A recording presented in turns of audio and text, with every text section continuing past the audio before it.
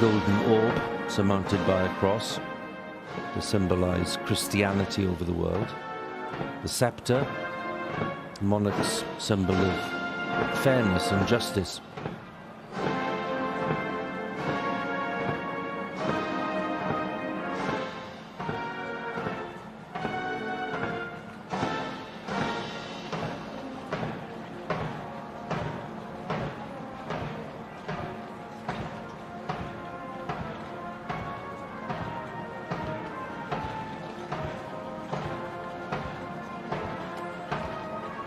Heading towards the Guards Memorial and then gently turning to the right to head for the Mall and that final approach to Buckingham Palace.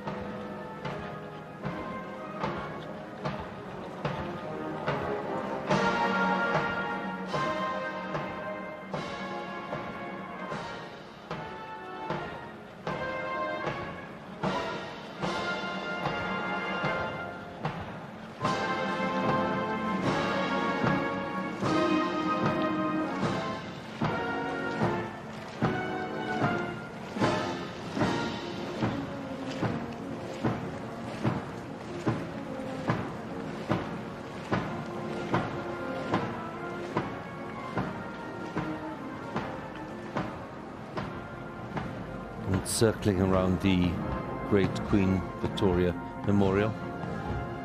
The Royal Air Force there played such an important part, of course, in the events of the 8th of September and later, bringing the Queen back to London from Scotland. The Queen's body was accompanied by the Princess Royal. The Royal Air Force flew Her Majesty back to RAF Northolt.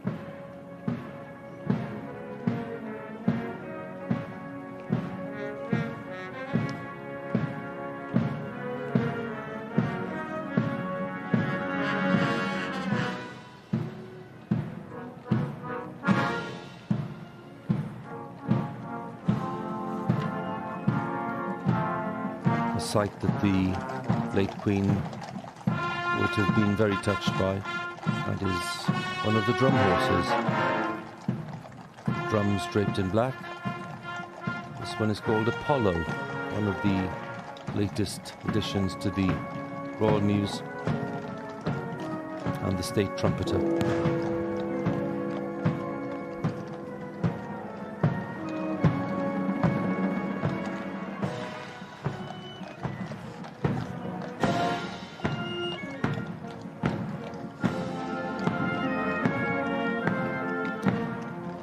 The Major General commanding the Household Division, Major General Christopher Gicker, who was in charge of all the troops on parade today, thousands of them.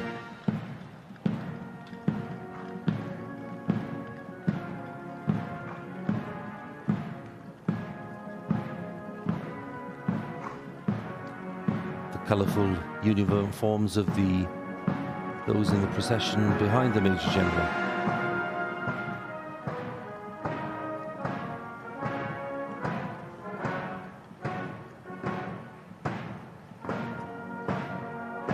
Sovereign's escort, Household Cavalry, the Blues and Royals.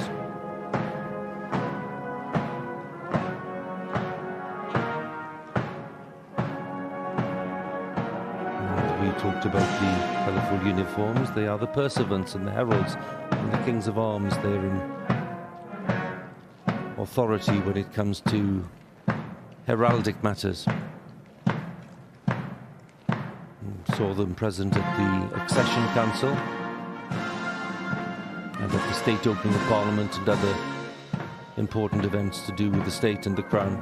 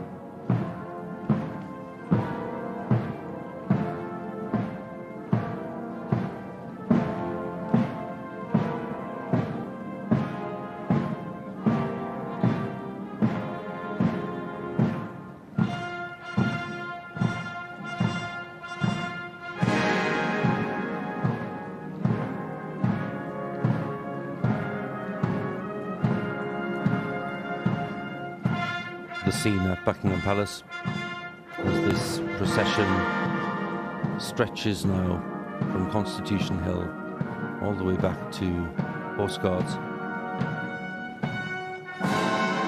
Representatives of the Army and the Royal Air Force and the Navy, the band of the Irish Guards and the Welsh Guards, this section of the parade.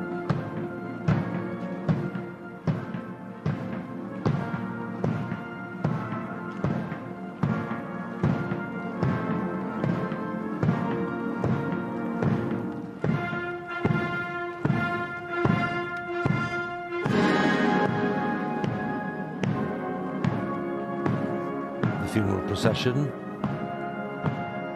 makes its way onto the Mall.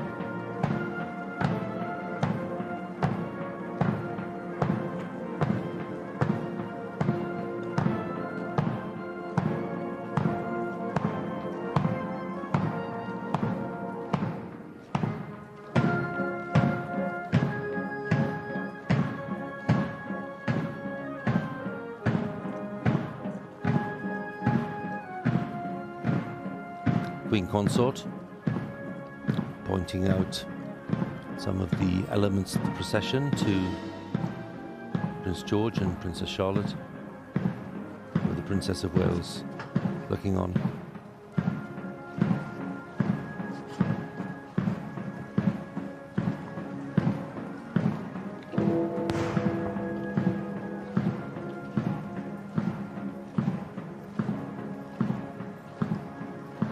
There we have the Duchess of Sussex and the Countess of Wessex.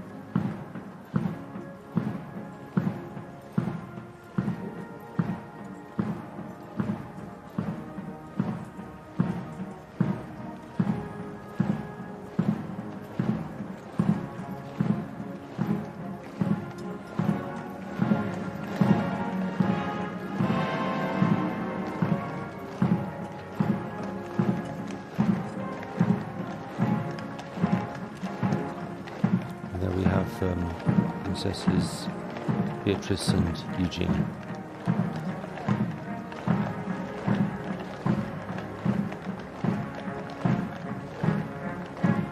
Just at the back of this section, behind the King, we caught a glimpse there we are, of Duke of Sussex, the Princess Royal, and her husband, Vice Admiral Timothy Lawrence, Duke of York, Gloucester, Peter Phillips.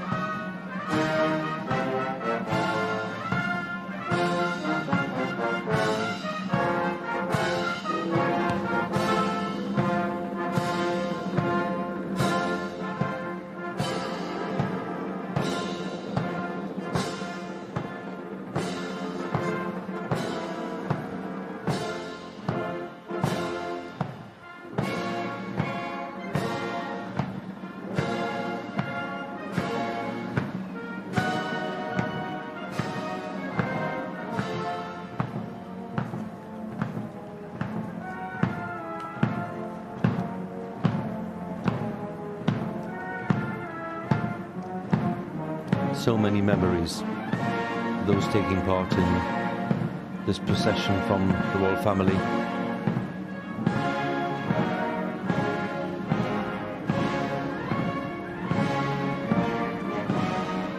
And there we are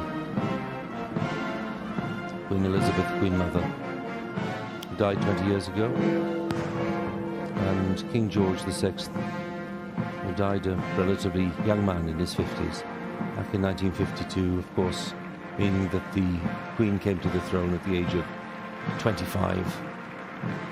And no question that King George VI was responsible for shaping this remarkable reign that we've seen over the past 70 years. Because Queen Elizabeth II has reigned very much within the parameters set for her by her father. A very close bond between them.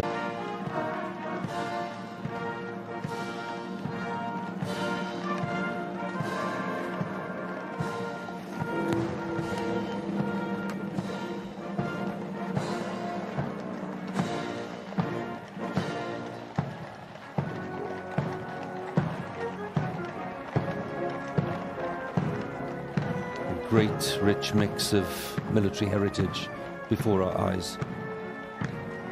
The Royal Marines, armed forces from the Commonwealth countries, the Household Cavalry,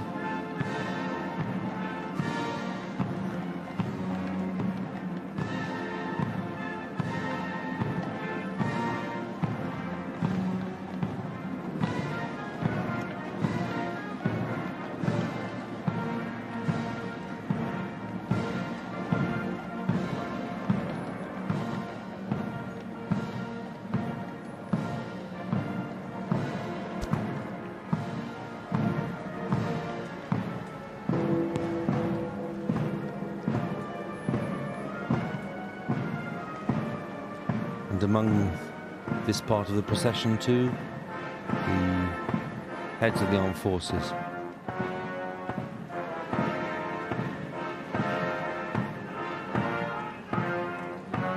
We spoke this morning to Admiral Tony Radakin, who's head of all the armed forces, and his hope that this procession would be impeccable and a fitting tribute to Her late Majesty, and I don't think anyone would question that.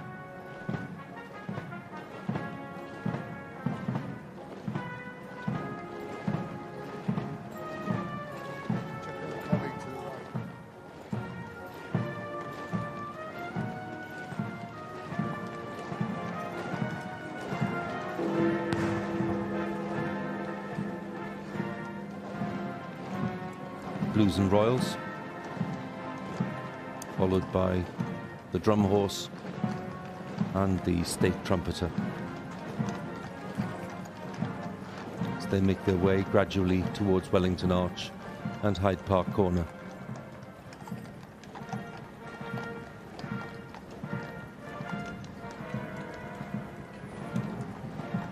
And there we have the Commonwealth Memorial Gates with the flames, as we see the procession making its way towards this part of central London, which is near the gardens of Buckingham Palace, and what is normally a very busy section of Hyde Park Corner. Today it's solemn and silent for this funeral procession for the late Queen.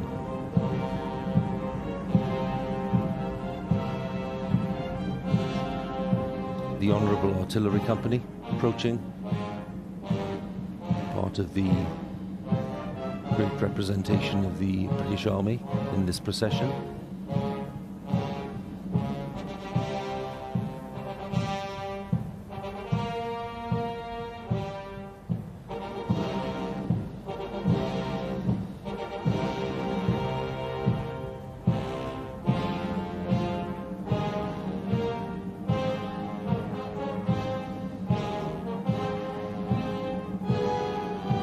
Flanking the Queen's coffin on either side, we have the bearer party from the Queen's Company, 1st Battalion Grenadier Guards, And with the distinctive white plumes, the gentlemen at arms, and behind them, equally distinctive in their Tudor uniform, the yeomen of the guard.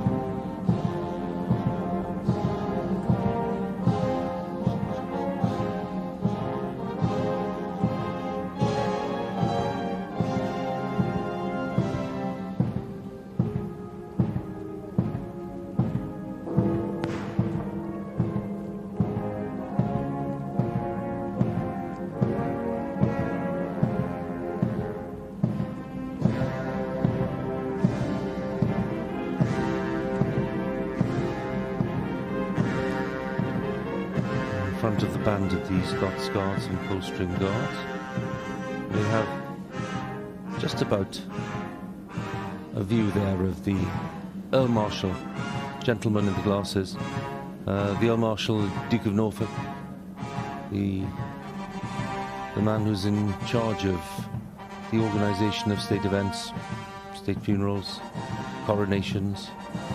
It's a hereditary role. It's the 18th Duke of Norfolk. And he's the one who's shouldered a lot of the responsibility for making sure that this state funeral happens in accordance with Her late Majesty's wishes.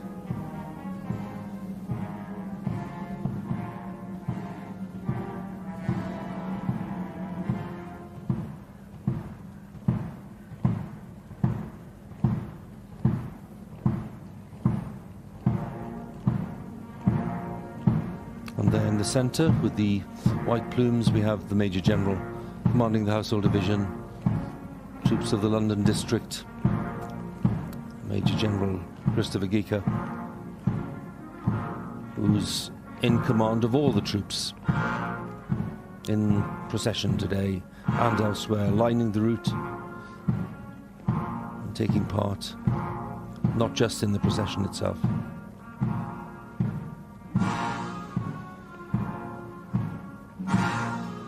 The great funeral marches, so familiar, of course, by Mendelssohn and Beethoven and Chopin.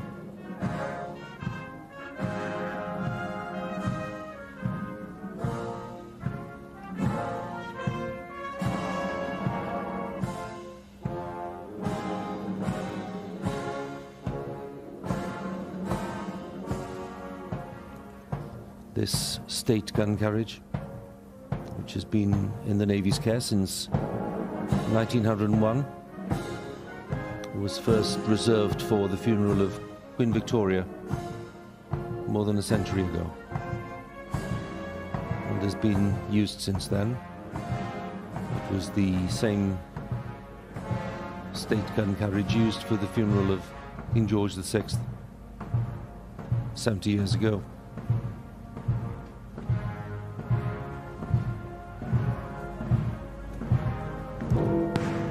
Regiments of foot guards, their distinctive tunics, Welsh, Irish, Scots and Grenadiers, and the Coldstream Guards.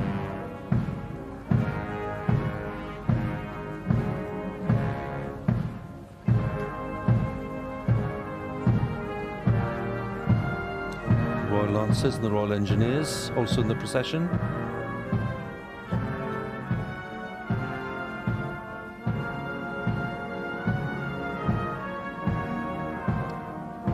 This is the scene at Wellington Arch, which stands right in the middle of Hyde Park Corner. The ancient home of the Duke of Wellington nearby, and Wellington Arch named because of that connection. At one stage, the arch was planned as the main entrance to Buckingham Palace, but as with Marble Arch, things were changed at a later date. And this is where we will have a gathering of thousands of members of the armed forces for this final part of the ceremony in London, where the Queen's coffin will be transferred from that gun carriage to the state hearse, which will be waiting to take the Queen home to Windsor.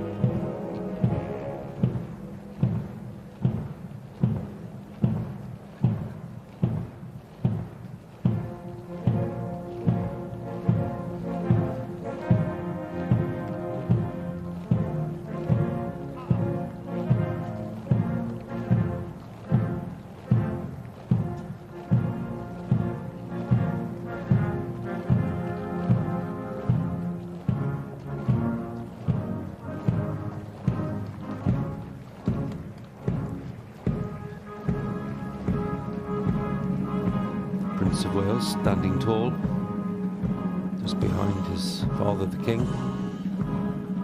in the section of these young naval ratings. The Yeomen of the Guard, an important part of this procession for reasons of tradition, and then the Royal Company of Archers with their magnificent eagle feathers, the King's bodyguard in Scotland.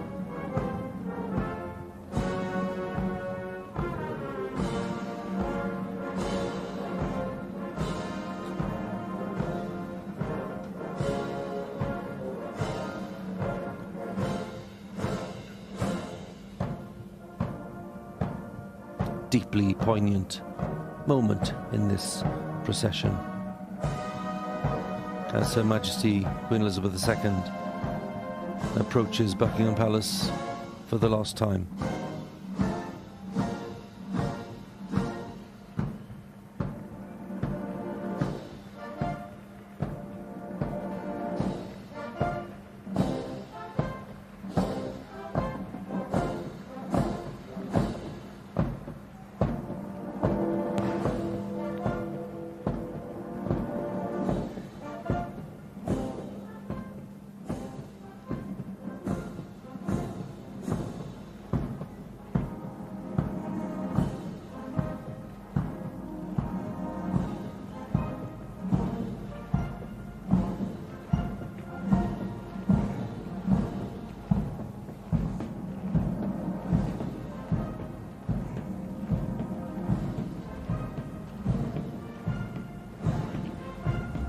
On this fine September day, with touches of blue in the sky, the London skyline looking glorious in the background.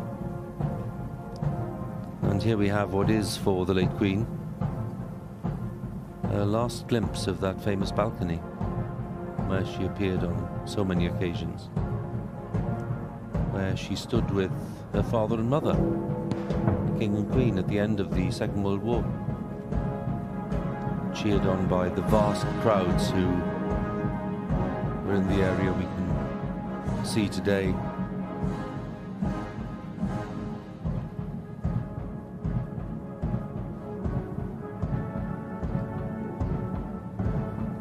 And the vast crowds again here when the young Queen was crowned back in 1953.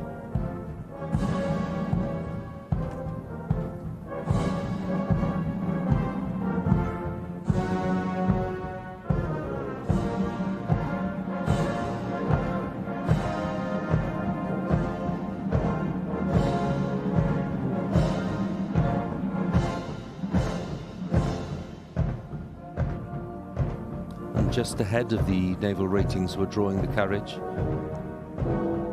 Very poignant moment for them because members of the Queen's household, including her private secretary, part of this procession now passing Buckingham Palace, their place of work, of course, along with Windsor and other royal residences, but Buckingham Palace was always the office, and here we have the staff of the palace.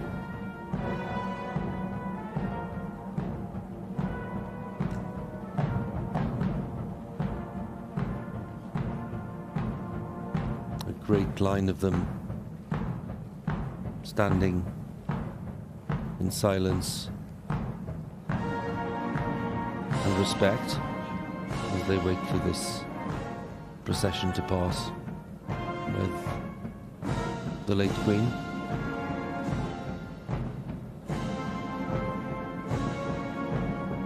And we think here of the 4 memorable jubilees during the reign. We look at that balcony and all the delight and joy and celebration of those times.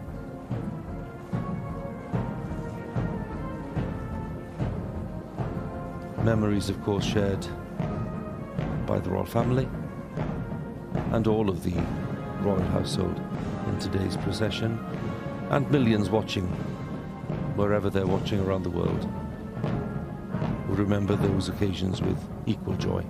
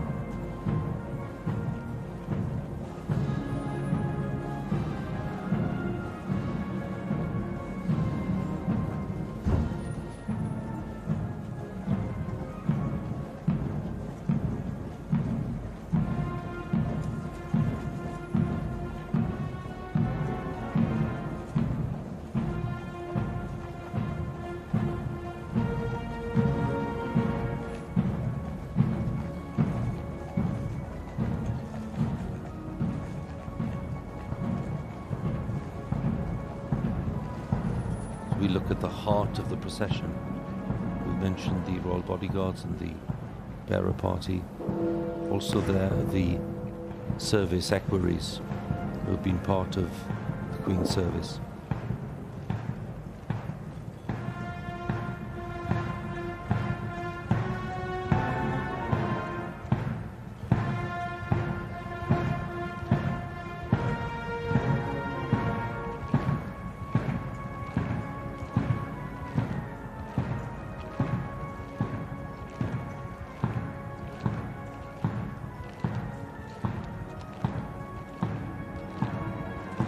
Leaving Buckingham Palace behind and slowly advancing towards Hyde Park Corner and that transfer in readiness for the journey to Windsor, the journey by road. In contrast to the events of 70 years ago, King George VI was taken in procession from Westminster Hall to Paddington Station. There was no service at Westminster Abbey. The service in full was at St George's Chapel, Windsor. And King George made the journey from London to Windsor by train, on the royal train. But arrangements this time are different, and the decision was made to take the Queen from London to Windsor by road in the State Hearse.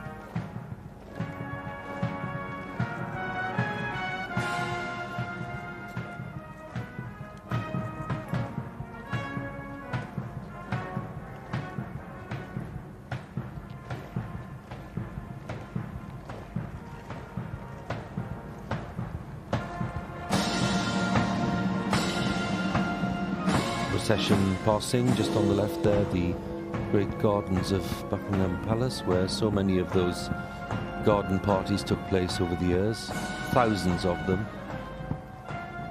With so many people being delighted to be asked, just once in most cases, to enjoy the gardens, and indeed, if they were fortunate, to have a few words with Her Majesty during the garden party itself.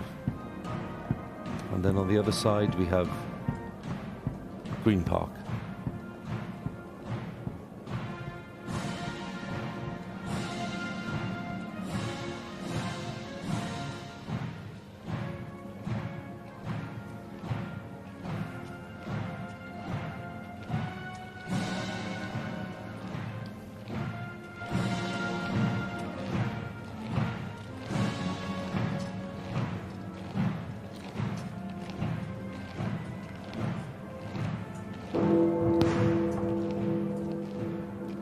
Members of Her Majesty's household taking their part proudly in the procession.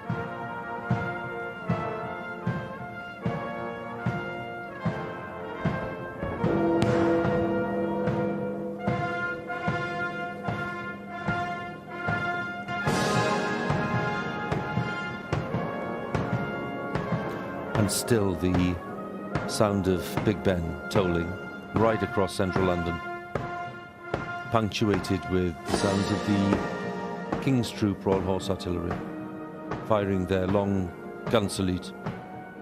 And they've been based principally at Hyde Park for this firing today during this procession.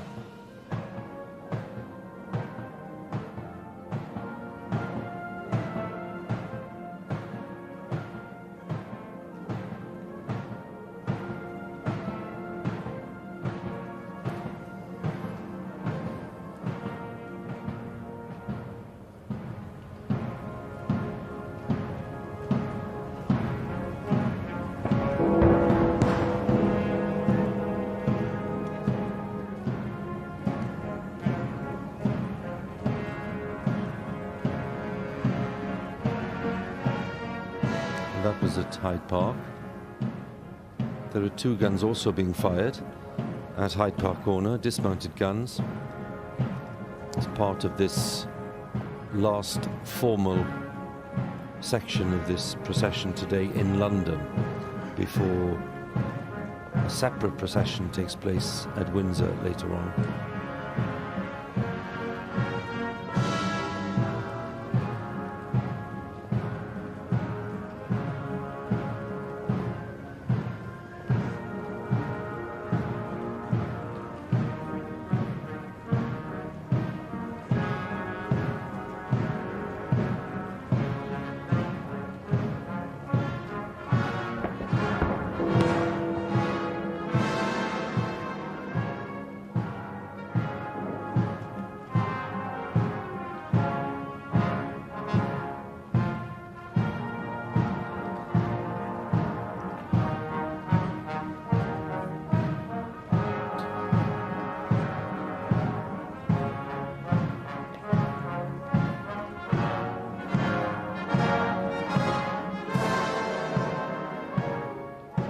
Lining the route in this part, Royal Air Force.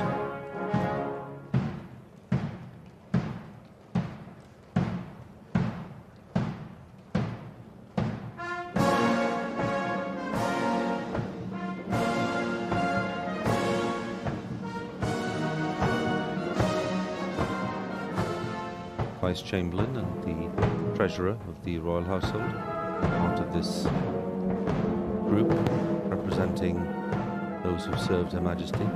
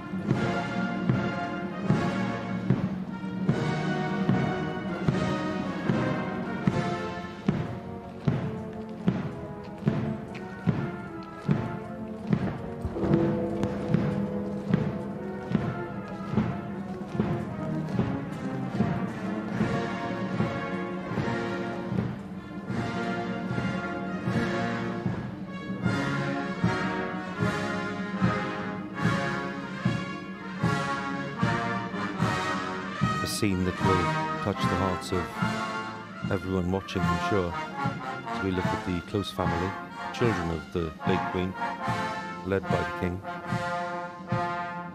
grandchildren, as they know full well that within minutes it will be the moment for the late Queen to leave London and to head back home to Windsor. London, of course, the city of the Queen's birth. And we are just a matter of a few yards away here from the Queen's childhood home on Piccadilly. And not too far either from her birthplace in Mayfair.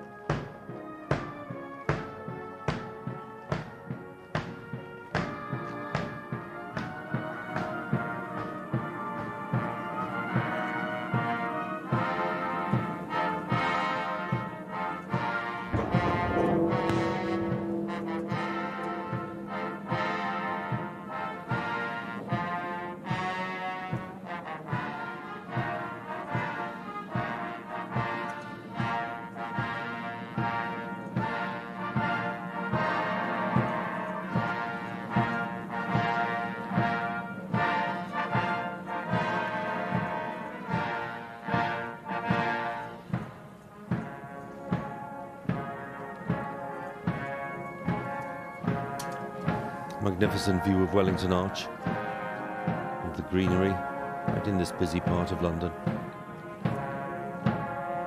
And all the armed forces formed up for this final ceremony. Carriage will be taken under the arch, and from there the transfer to the state hearse will take place.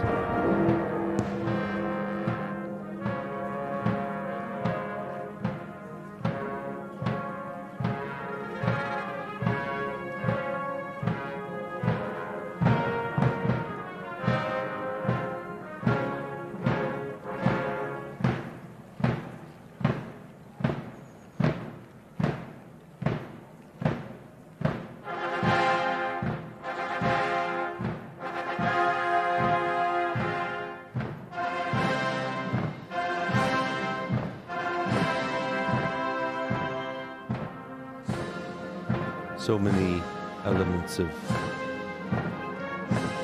strong tradition worked into the procession today.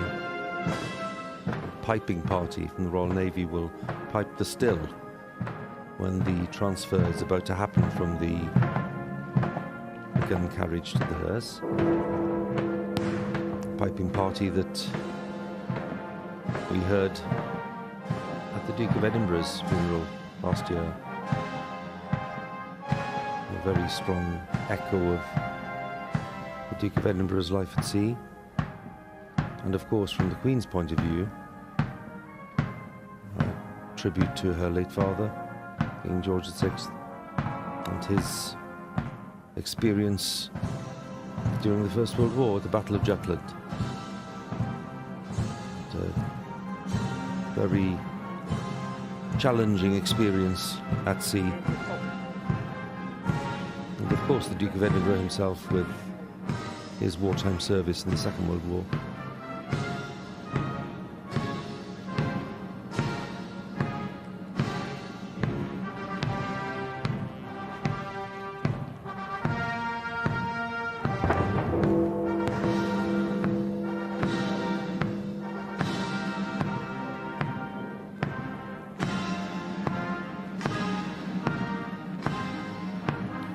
The imperial state crown and the orb and sceptre will be part of the procession, and that royal standard which is draped over the Queen's coffin all the way to Windsor until that final committal takes place in St. George's Chapel.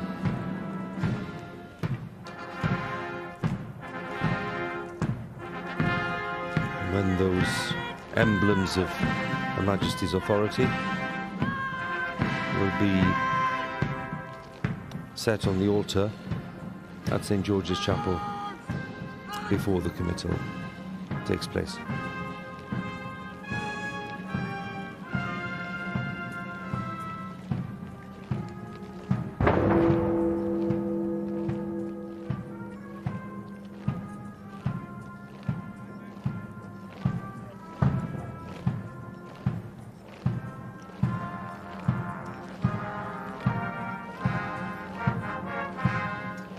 Under the arch they go. Her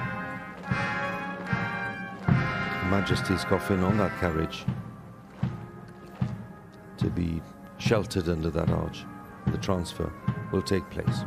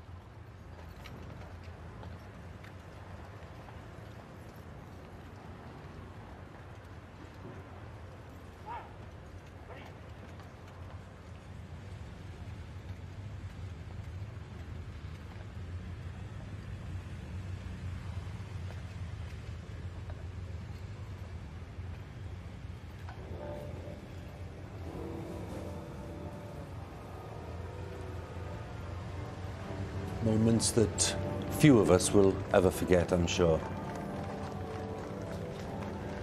National anthem played as Her late Majesty was taken from Wellington Arch and is now on the way to Windsor after a very moving service at the Abbey and some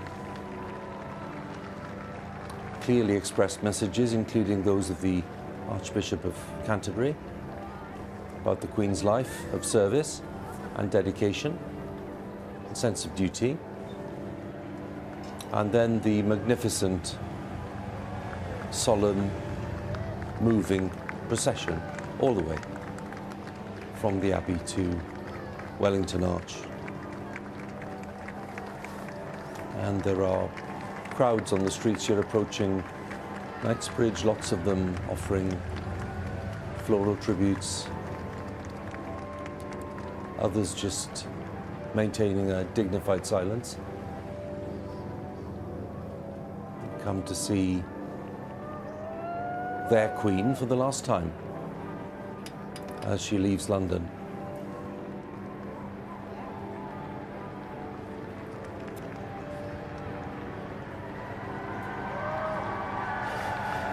Katie Nicholl and Robert Hardman are still with me here in the studio looking at these scenes and have been watching the procession and the service before that.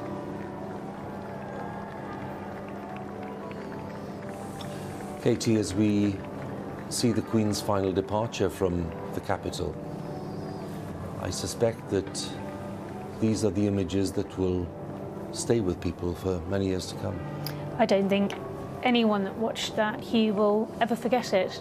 And you said during your commentary, so many memories, and that's what struck me as I watched that procession past those landmarks that have punctuated the Queen's life and punctuated ours, because we look forward to Trooping the Colour and those birthday parades. You know, I look at my life and it's been marked by the silver, the diamond, the gold, and all these wonderful jubilees. And I can't help but think back to the Platinum Jubilee celebrations and the last time that the Queen stepped out on that balcony. And I think if anyone's wondering, what must she make of all of this? Remember when she stepped out for the last time, overwhelmed with emotion, that sea of faces, that sea of people there for her. Well, today they turned out again to bid a final farewell. They did, Robert, and the sense of love and respect and admiration is just as strong as the sense of loss. It is, Hugh. I thought it was rather touching. We saw just a few moments ago almost a ghost of a smile on the face of the King as he saw the end of this extraordinary ceremony, because it's been a spectacular and as we said earlier, unprecedented gathering of not just world leaders but of all these armed forces from around the world. This is a ceremony unlike anything, really, as you said earlier, since the funeral of George VI, possibly since the coronation. And it's all gone exactly as the Queen would have wanted. She paid a great deal of attention to all of this, and she would have been so pleased to see it just go the way it's gone. And I think the wonderful contrast between the solemnity and the formalities we had a little earlier, and now just look at the capital coming out. I mean, they are 20, 30, 40, 50 deep in places, the whole of Hyde Park, and now this is the sort of the on her way to the other part of all of this, which will be, I think, rather more intimate. Last night it was a glorious rainbow over London when we were preparing for today, and today it's a sunny day in September, and crowds really have come out in their many thousands, and the sunshine has added to the sense of colour and vibrancy. It's been solid but not gloomy. This is the issue, because, as so many people have said, a life of 96 years is something to be celebrated.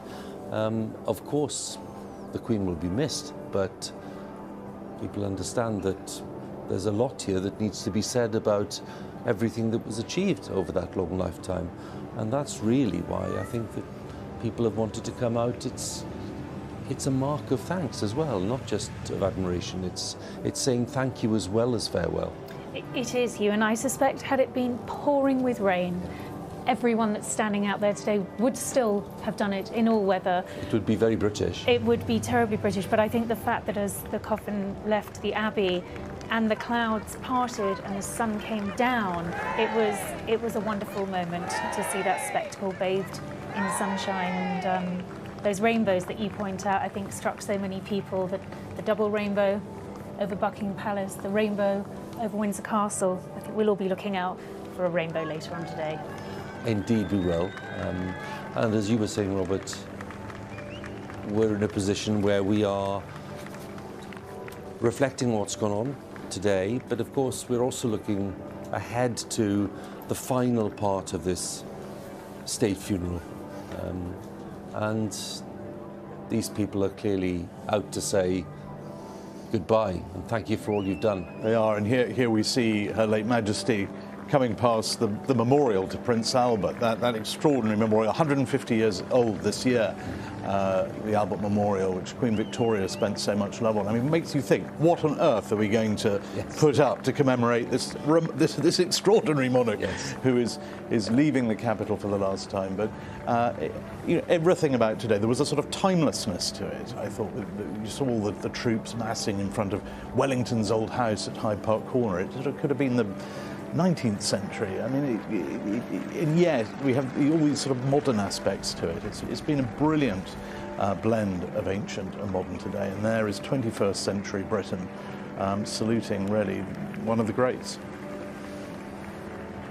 It's a wonderful parallel, isn't it, to be passing the Royal Albert Hall, because of course all those years that the Queen was determined to attend the Festival of Remembrance on Remembrance Weekend, the eve of the Remembrance service at the Cenotaph. The buzz among 5,000 people in that hall when she arrived at just before 7 o'clock on Saturday evening was remarkable, with people really feeling that the Queen's authority and the Queen's blessing on what was happening was indispensable. It wasn't the same event, and isn't the same event, won't be the same event without her, although of course the King will, and already has impressed lots of people with the way that he's everyone wanted an imprimatur on these events. Wasn't it wonderful the way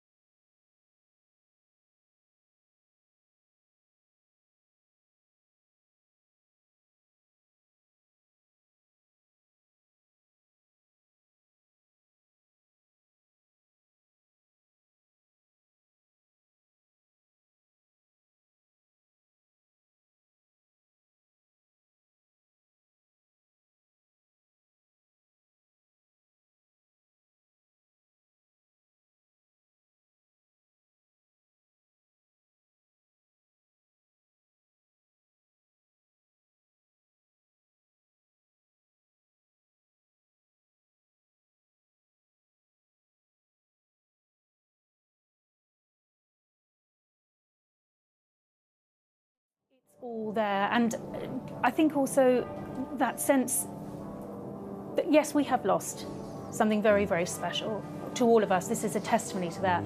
But in all of this, as Robert says, the tradition and the history